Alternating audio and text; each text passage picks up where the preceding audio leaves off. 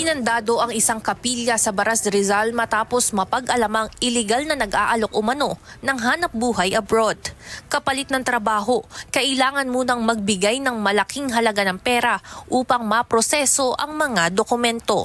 Pagkatapos po magsimba, after po ng Sunday service, nag-orient po siya na, yun nga po, nag-offer siya na pupunta daw po sa Japan. Pero tourist visa lang po. Pero nangangako po siya sa amin na pagdating sa Japan, may trabaho po kaming dadatnan doon at ang sahod po namin is 70 to 100,000. Ang binayad po namin, sa amin po magkapatid 40,000, sa iba po 50,000, sa iba 60,000. Isa si Yumi sa 5 complainant na nabiktima ng naturang organisasyon.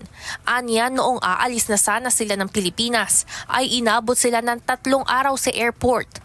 Bukod sa walang nakabook na ticket, ay hinarang din ng Bureau of Immigrations dahil peking mga papeles ang hawak ng mga ito.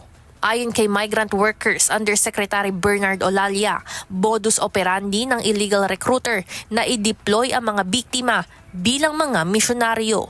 Siyempre, pag missionary, hindi masyadong uusisiin ng ating immigration. Pero nakita dahil na-flow, dahil nung ma-interview, papunta sa abroad pero magtatrabaho. Sa isinagawang entrapment at closure operation ng Department of Migrant Workers at National Bureau of Investigations, nasa kote ang hinihinalang suspect sa mismong kapilya. Kayo ang lumapit sa simbahan, kayo ang nagpahamak dito na mag-ina. Hindi ko kayo kilala na lumapit dito nga nagmakaanga. Tapos may binayaran ako dito na kahit piso wala po akong hiningi. Paalala ng DMW, delikado para sa isang overseas Filipino worker na umalis ng bansa na hindi dumaan sa tamang proseso at walang wastong dokumentasyon. Buhay ang kapalit po noon kapag nagkamali. So yun po yung ating isinanakalang, yung pamilya at buhay po ng ating OFW.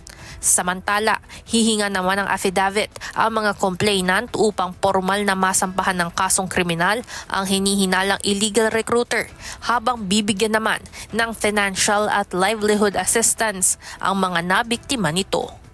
Ivan Alvarez, UNTV News and Rescue. Diyos ang aming sandigan, serbisyo publiko ang aming pinahahalagahan.